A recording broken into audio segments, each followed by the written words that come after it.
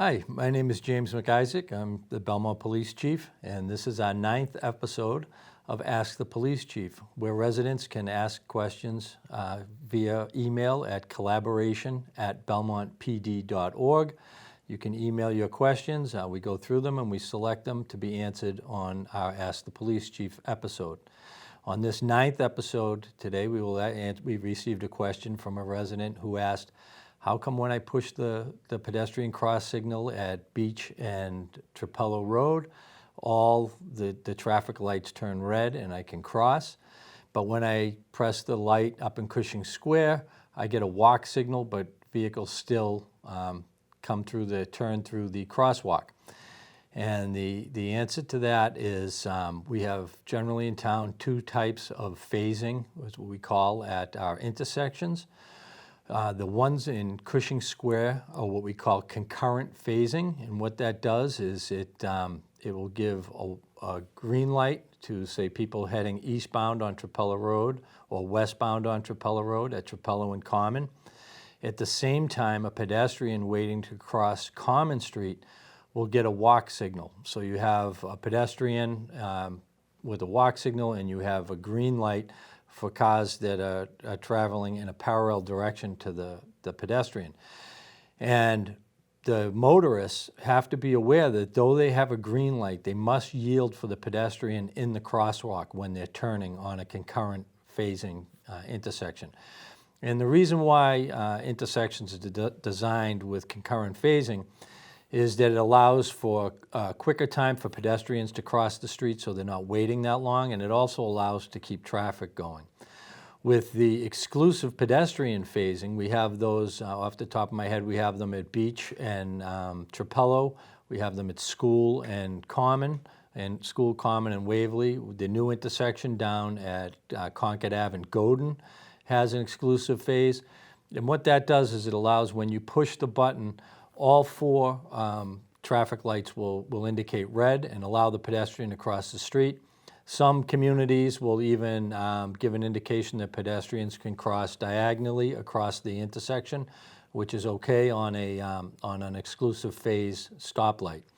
The danger that comes with an exclusive phase stoplight is that oftentimes communities will have to put up a no turn on red sign because motorists will stop and either they realize or do not realize that it's a pedestrian crossing, and they'll try to make a right turn on red. So there are places, I think, down at Godin in Concord where we've put up no turn on red signs so people know not to turn on red. One of my previous roles in the police department was as a crash investigator, and unfortunately I did some pedestrian fatality crashes. And back a number of years ago, I looked at all the previous pedestrian fatalities that we had in the town of Belmont, and to try to find out what was the cause of these pedestrian fatalities.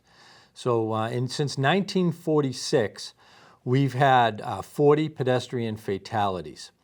An analysis of 13 fatal crashes occurring after 1982, the average age of the pedestrian killed was over 77 years old. And there's a number of reasons for that. Mostly, older people don't do well if they're struck by a motor vehicle and hit the pavement. On one of the worst pedestrian fatalities we had was on June 17th, 1989. We had 2 elderly sisters that were killed on Trapello Road. They were hit by a motor vehicle, and both were killed at the same time.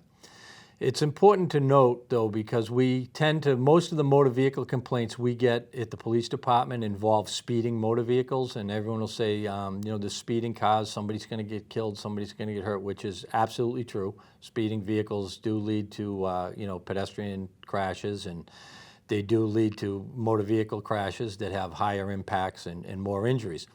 However, of all the pedestrian fatalities that we've had in town, none of them have occurred as a result of speeding motor vehicles. And the reason it's important to stress that is because we don't want people to overlook the importance of wearing bright clothing when they're out walking in the evening hours or early morning hours.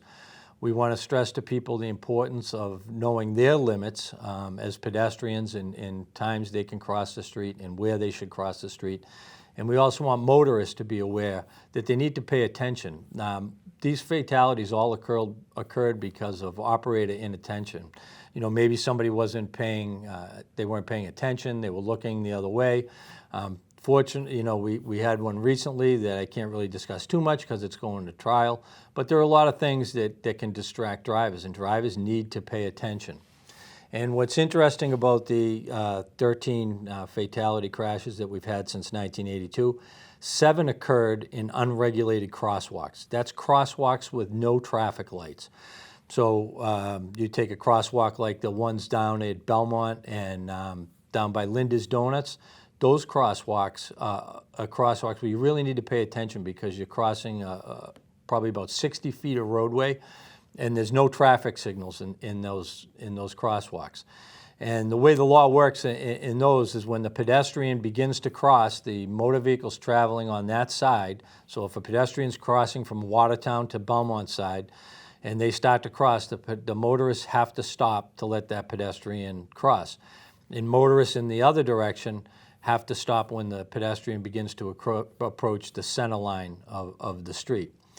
5 of those 13 fatalities occurred outside of all crosswalks. So we had 7 occurred in unregulated crosswalks, 5 occurred outside of all crosswalks. That means the pedestrian was not in a crosswalk. And 1 occurred in a regulated crosswalk. But that one, I went back and looked at that was in the early 80s. They're really not even sure if the motor vehicle hit the person, if the person had a medical episode while they were crossing the street. So by far the safest place to cross a street is in a regulated crosswalk. That's a crosswalk with traffic lights and push buttons, whether it's a concurrent phasing intersection or an exclusive phase intersection.